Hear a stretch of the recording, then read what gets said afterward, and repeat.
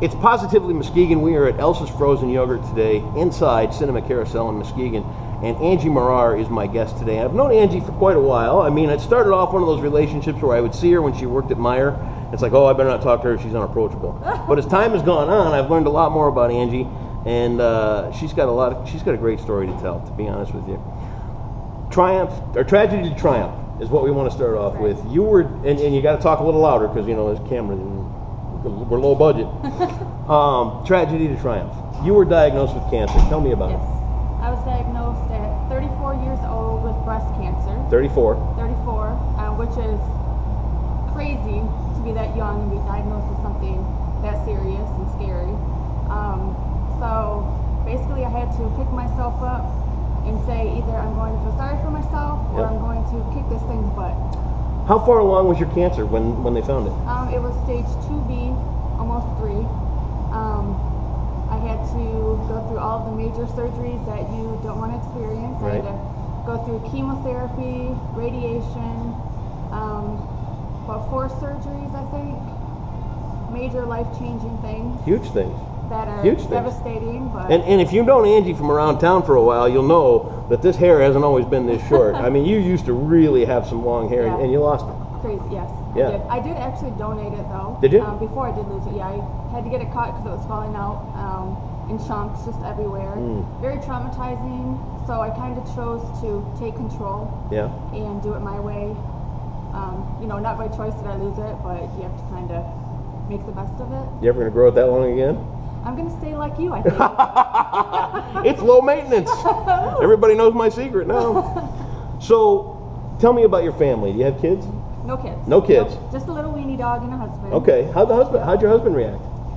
Shocked. I mean, he never let me see the emotional side for him because he was more trying to support me. Yeah. Unfortunately, he had to be the one to tell my whole family, you know, our friends, and he was a huge support.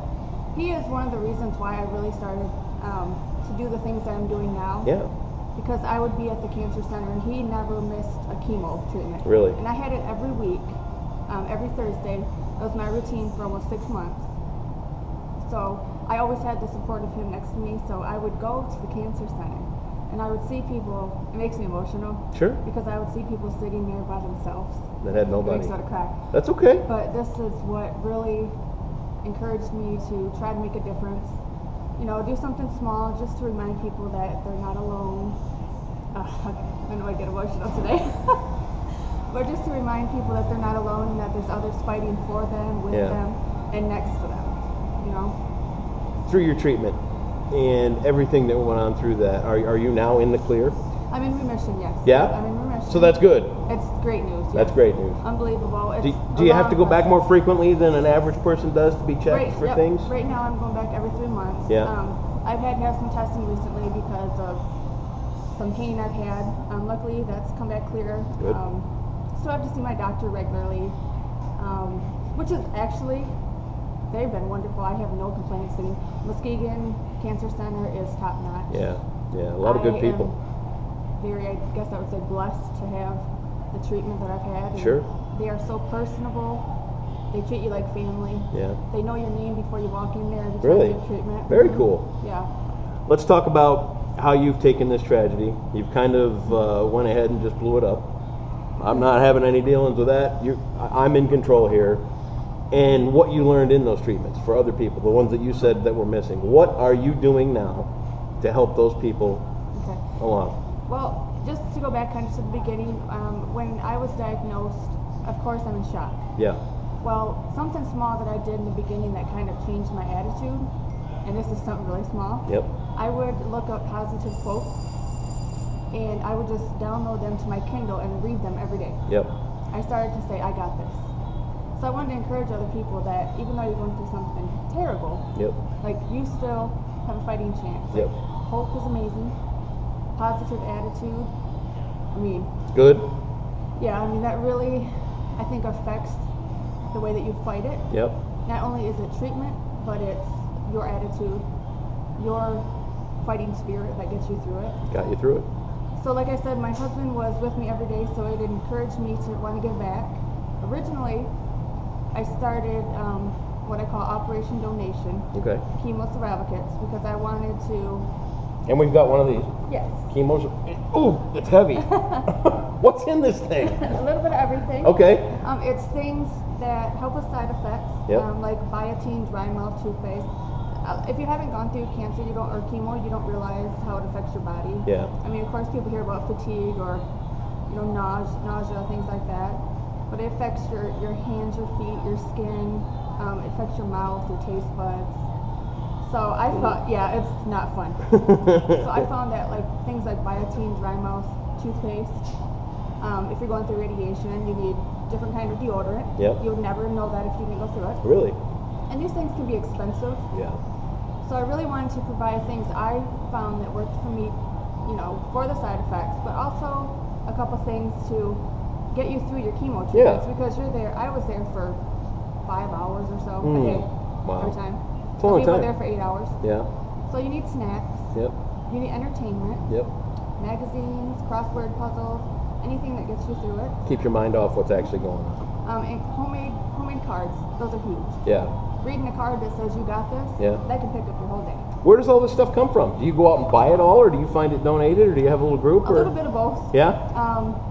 I started a group where I put out a call to the Muskegon residents, surrounding areas, friends, family, for donations. I put up a list, and word just kind of spread. Yeah. And everybody just kind of contacts me and lets me know, hey, I bought some hand sanitizer today for you. Yep. Or my husband and I and some friends, we just go around town collecting the items. Awesome. I turned my upstairs into a little superstore. Did you?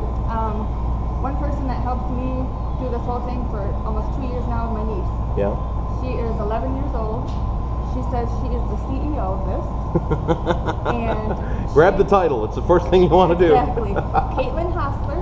She is a huge support. Sure. She, times where I was to the point where I could barely, get off the couch, she'd be at my house helping me put bags together. Wow. She does all the organizing and, 11. Huge, 11 years old. Look at that. So it doesn't matter how old or young you are, you can make a difference. And you've got a support group going for all cancer people. Let's talk about that. Yep. It's called West Michigan Warriors Cancer Support Group. It's an all cancer support group. It's men, women, even kids. Okay. I have met a lot of people just from my Facebook groups. And I found that a lot of people, they won't necessarily want to go to sort of a clinical group. Yeah. I go to those groups because it does help me, but it's your personal choice. Sure. So we started out meeting down at the lake. We would get together, I'd bring some snacks. We'd sit in a circle, we would laugh, cry, tell our stories. We've really put together a lot of good friendships and support just in the community. Everybody knows my story, and without support groups over my time, I couldn't have done it. It's a remarkably valuable tool for anything you're facing.